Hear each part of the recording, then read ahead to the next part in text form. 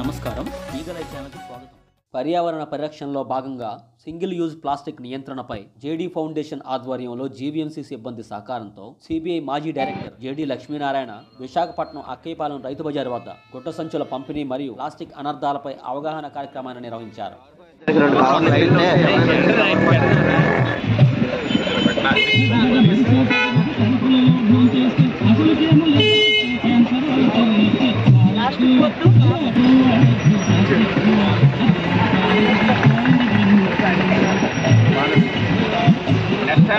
Babu file